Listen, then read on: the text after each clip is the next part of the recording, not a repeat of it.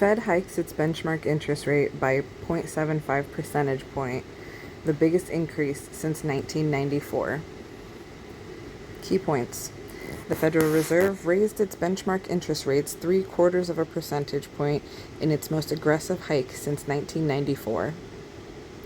According to the dot plot of individual members' expectations, the Fed's benchmark rate will end the year at 3.4%, an upward revision of 1.5 percentage points from the March estimate. Officials also significantly cut their outlook for 2022 economic growth, now anticipating just a 1.7% gain in GDP, down from 2.8% from March. The Federal Reserve on Wednesday launched its biggest broadside yet against inflation, raising benchmark interest rates 0.75 of a percentage point in a move that equates to the most aggressive hike since 1994. Ending weeks of speculation, the rate-setting Federal Open Market Committee took the level of its benchmark funds rate to a range of 1.5% to 1.75%, the highest since just before the COVID pandemic began in March 2020. Stocks were volatile after the decision, but turned higher as Fed Chairman Jerome Powell spoke in its post-meeting news conference. Clearly, today's 75 basis point increase is an unusually large one, and I do not expect moves of this size to be common, Powell said. He added, though, that he expects the July meeting to see an increase of 50 or 75 basis points. He said decisions will be made meeting by meeting, and the Fed will continue to communicate our intentions as clearly as we can. We want to see progress. Inflation can't go down until it flattens out, Powell said. If we don't see progress, that could cause us to react. Soon enough, we will be seeing some progress. FOMC members indicated a much stronger path of rate increases ahead to arrest inflation moving at its fastest pace going back to December 1981, according to one commonly cited measure. The Fed's benchmark rate will end the year at 3.4%, according to the midpoint of the target range of individual members' expectations. That compares with an upward revision of 1.5 percentage points from the March estimate. The committee then sees the rate rising to 3.8% in 2023, a full percentage point higher than what it was expected in March. 2022 growth outlook cut. Officials also significantly cut their outlook for 2022 economic growth, now anticipating just a 1.7% gain in GDP, down from 2.8% from March. The inflation projection as gauged by personal consumption expenditures also rose to 5.2% this year from 4.3%, though core inflation, which excludes rapidly rising food and energy costs, is indicated at 4.3%. Up just 0.2 percentage point from the previous projection. Core PCE inflation ran at 4.9% in April, so the projections Wednesday anticipate an easing of price pressures in coming months. The committee's statement painted a largely optimistic picture of the economy, even with higher inflation. Overall, economic activity appears to have picked up after edging down in the first quarter, the statement said. Job gains have been robust in recent months, and the unemployment rate has remained low. Inflation remains elevated, reflecting supply and demand imbalances related to the pandemic, higher energy prices, and broader price pressures. Indeed, the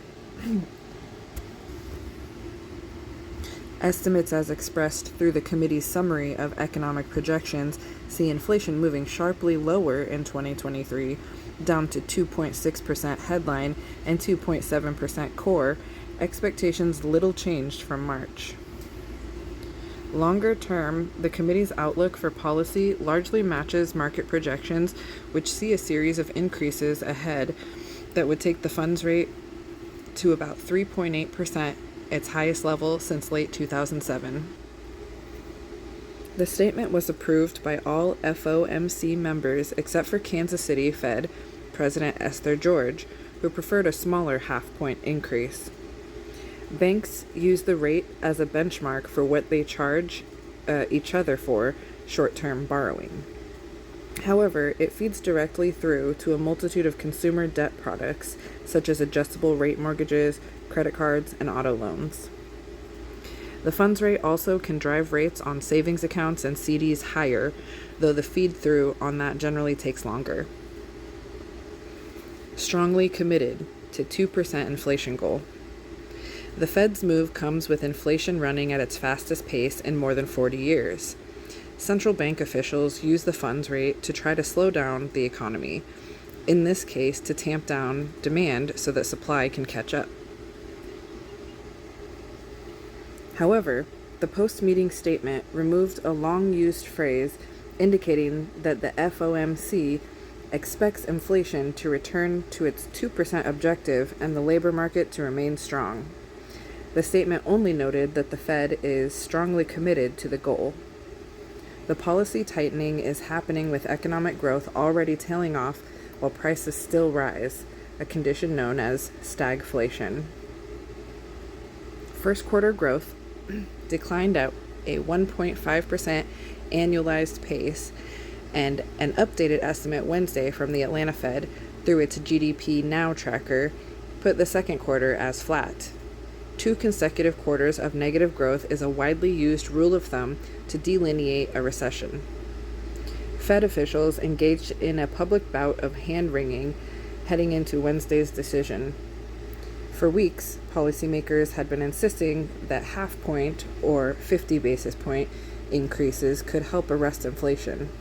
In recent days, though, CNBC and other media outlets reported that conditions were ripe for the Fed to go beyond that.